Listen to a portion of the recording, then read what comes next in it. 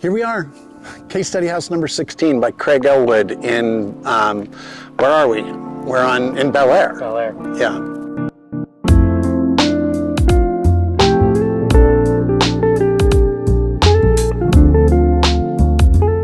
Yeah, you and I have been wanting to get out here for quite some time, and we're lucky enough to have Veronica, who's allowed access into the place, and got to take a look around already. This is one of 3 case study houses that Ellwood did. My understanding is the other 2 have been bastardized beyond belief, and almost you wouldn't know them as case study houses anymore. Yeah, 17 and 18. Yep. And this is 16, built in 1953. It's in pristine condition.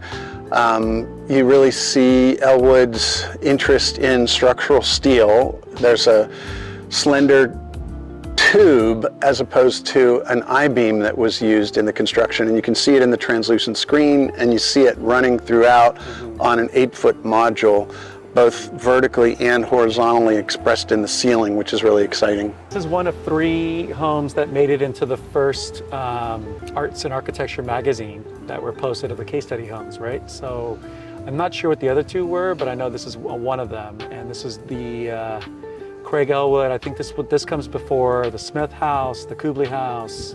I'm pretty sure it does, and the Kuderna. Right. So this is a continuation. To me, this is maybe one of his best houses. I think this, although they are all different and unique in their own way. But why don't we take a look inside? Yeah, let's go inside. I think the floor plan on this one is a little different than the ones I just mentioned. The others are very symmetrical. And this one it's not symmetrical, and it's oriented towards this remarkable view that you guys will see. It's really pretty. We got this fir siding, and you basically see all of the materials here. The steel post, the exterior plaster, the vertical fir siding, the acid etched concrete, the clay. This isn't actually block. It's laid to look like block, but it's actually a terracotta tile. And that's basically the palette of materials.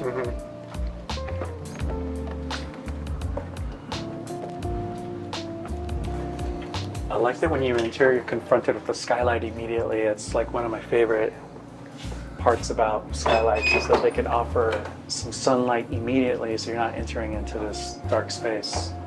That's true, and it lines up with the door, but this would be a much different space if there weren't a skylight. And I like that all of the walls, to some degree, don't go up to all the way to the ceiling. They kind of, what would you put that at? Like, it's barely 7 feet, I think. This is 8 feet, so that feels like 7 feet. And it allows your eye to go up and over and look out to the view beyond. And so it makes the rooms, I mean, this is only a 1,667 square foot house, and yet it seems much bigger because the walls continue out into the garden and take your eye out to the landscape and the view beyond. So it feels like it's a much bigger house than it actually is from a square footage standpoint. Here you've got glass in that clear story opening that gives privacy to the bathroom area. And when you wrap around here, you'll see that there's another skylight in the hallway, which is another beautiful detail, because it's just, again, allowing light to enter into the space. And you see this rhythm of the columns expressed vertically, and then the ceiling has a J-metal that stops the interior plaster and exposes the structural framework of the roof structure. There's interestingly kind of a separate vanity and sink that is built into the headboard of the bed, and I love this. This is the vent stack that allows the sewer gases to ventilate through the roof, and it's surrounded in a stainless steel surround, so it becomes kind of a sculptural element, like its own column, but it's actually a functional plumbing vent. And here he's using this little piece here as a sculptural piece, a monolithic piece that separates the storage, kind of the behind the scenes, and then the bedroom on this side. So he does that a lot. And then again, the closet is not full height. It's at that 7-foot mark. And so it just makes the space feel so much bigger. And then that wall behind the closet is the vertical fir cladding, and that wall continues out into the landscape and actually beyond the fascia of the roof line. And so it it points to sort of infinity in a way. It takes your eye directly out to Palos Verdes and Catalina, and makes this room seem much bigger than it is. And a lot of things that Craig Ellwood does is he creates these indoor-outdoor spaces with all of the bedrooms. He did this a lot, even in a lot of the homes I mentioned earlier. And here he's got this frosted glass that grabs this space here and it makes it a part of this bedroom. So the bedroom doesn't feel as small because it feels like that wall out there is an extension of the bedroom itself. And instead of it being, you know, an 8-foot tall masonry wall, which would have felt more like a prison or something, it's a translucent glass wall which provides privacy from the street, so you don't really need any window coverings in here, and it allows the light to come through, so it feels much more open than a floor-to-ceiling opaque wall. And you can see the way he held the wall. He did this throughout the house. He held the wall material up from the ground plane by 4 or 5 inches, and that just sort of gives this loft to the wall. And at the time, you and I were just reading about these columns, where you mentioned earlier, the way that these were made, not like an H or some of these other steel beams that were made at the time. It's actually a square, and so it allows the glazing to butt right up against it and make a nice, really simple detail. And I think it saved 3,000 pounds and $600 at the cost of the construction at the time in 1953, which was a big part of the budget. But it still gives you that full height glazing that you can see, gives you this remarkable view out. Then you see that datum again in the ceiling. That's a structural steel member exposed as it rests on this slender column. And I mean, I love the fact these are like 2-inch square, 2.5 inch. They're not quite 3-inch square columns that I'm always intrigued by the slenderness ratio in structural engineering, that it doesn't take much in a vertical column to carry all that weight of the entire structure.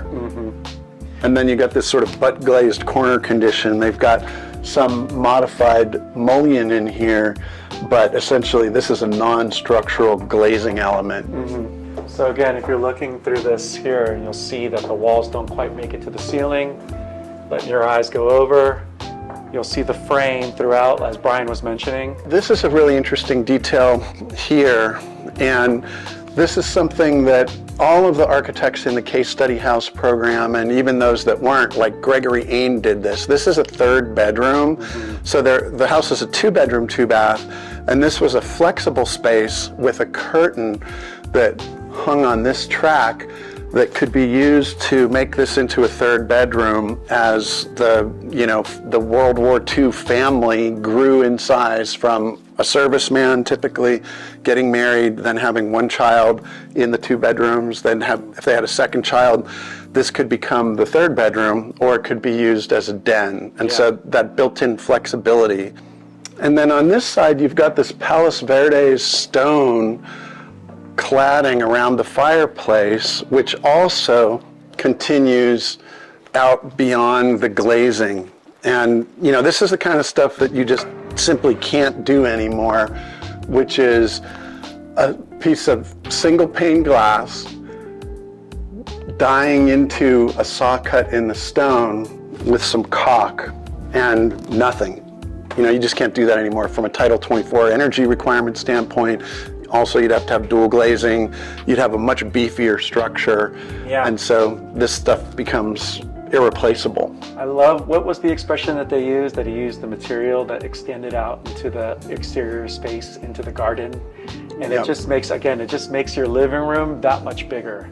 And that it now makes this view a part of your living room. And so again, the space is, I don't want to say smaller, but it's comfortable. And then with that view and with this glazing, it makes the space feel so much bigger than it really is. True, and then again, the wall, as you mentioned, continues beyond the building envelope here, but it also continues beyond the roof line, which I think makes a really dynamic sort of sculptural gesture. It's kind of Rietveldian in its constructivism. And to build on what you were just talking about, dividing spaces, imagine a curtain. I can imagine the same material curtain being in that 1 bedroom that you were mentioning, closing off the space. And then to me, this is the magic and wisdom of somebody who understands that you don't need to rip out a Formica countertop to have a very contemporary and comfortable piece of modern architecture. You know, this would have been an original finish that they've decided to preserve. And I think it really adds some magic. And you see the original cooktop and the original stove and oven, the original sort of farmhouse sink, all of that stuff adds to kind of the vintage car aspect of this house. And he actually created a little courtyard space for the kitchen as well. So you've got this little outdoor space here. And so you're cooking or cleaning or doing whatever you've got, but you've got this little outdoor area with the 7-foot tall wall that, again, doesn't quite make it to the ceiling. And then let's go out here, because doesn't he do the chimney, actually, the fireplace? So this is, did Schindler do that at the King's Roadhouse? Is that one a double one as well? Yep, several double indoor-outdoor fireplaces on King's Road. And this one's up at eye level, so, or not really eye level, but eye level when you're seated at a table like this. So you're actually looking at the flame from seated eye level as opposed to looking down on a fireplace. And I love this little outdoor, what would you call trellis. it? Like a louver trellis, yeah. It's really beautiful. It just, again, it extends the interior space to it extends the outdoor space into the interior and makes it feel bigger. And these structural elements continue, so the slender column meets the slender beam that continues in past the building envelope to the kitchen interior, which I think is really exciting and dynamic. And so this is the integration of form and function. And you see a lot of photos in the Case Study House books and in Arts and Architecture magazine from over there looking at it. And, what is it? It's a wall sculpture, right? Or it's a play structure. Exactly. And so this has a function. This family had kids when this house was built, and you see images of the kids climbing around on this sculptural jungle gym. It's not just a piece of art on a wall. Yeah. It's a playscape for kids. Yeah, it's really fun. A really fun element. You could just see how transparent the home is and how you just kind of could see all the way through it, like a pavilion glass structure, essentially. Yeah, it kind of reminds me of Philip Johnson's glass house. It's a sort of glass box in a landscape. Well, I'm Mark, and this is Brian with The Value of Architecture. And this is what we do every day. Go out and look at interesting houses designed by architects and filled with interesting artwork and furniture owned by interesting people. High five.